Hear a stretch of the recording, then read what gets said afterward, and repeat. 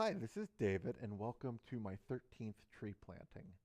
Today, I am at Hooverwood, a retirement home on the north side of town, and I am planting an American elm with my friend from Crow, Mark Hull.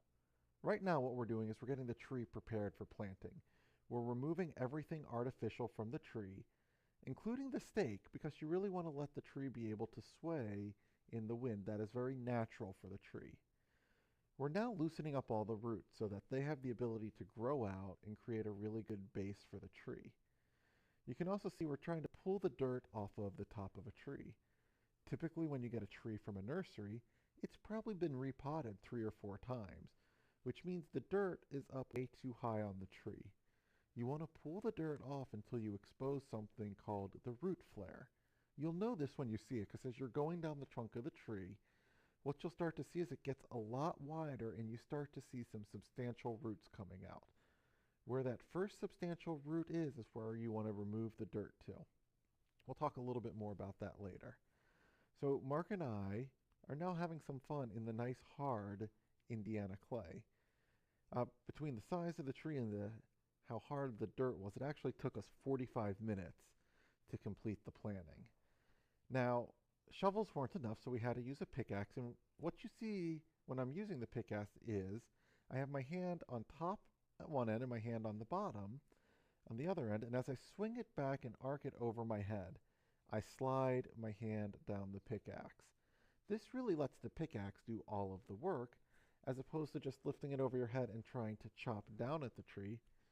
You're not going to make nearly as much progress that way. This will also work really well if you're at the carnival and you're trying to win the prize with the hammer ringing the bell. You can see Mark really going to town on it now, and I'll be honest, it was a really good thing I had Mark there with me because this tree was a beast.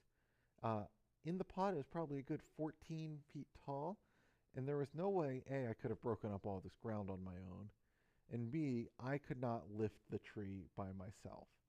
Right here, you see me putting my shovel next to the tree so I can measure how deep I need the hole to be.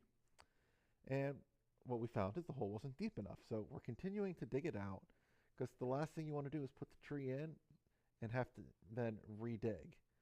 So once we got it to the proper depth, which is where the root flare is level to the ground around it, we put the tree in the hole and we walk all around it to make sure it's straight from all directions.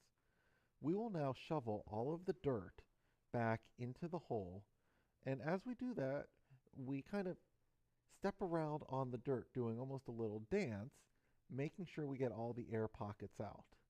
And we will use all of the dirt. And we will take it and start to shape it into a donut around the tree. So again, the root flare isn't buried, it's right at ground level. But between the dirt and then the mulch we have around it, we make a nice donut. You very frequently actually see the mulch when you're driving through neighborhoods pushed all the way up to a tree. That's not good for the tree. It can bring infection into the tree. And what's really nice is when you make the donut, when you go to water the tree, it's going to hold all the water in. And the nice wide ring also prevents mowers from coming and hitting the tree. So now that we're done, you'll actually see me move the camera and pan it around so you can see the full environment this tree is in at Hooverwood, which is right by the front entrance where the residents like to sit outside and kibitz and welcome people as they're coming to the facility. Hope you enjoyed my short little video. I'll look forward to another one here in the near future. Have a great day.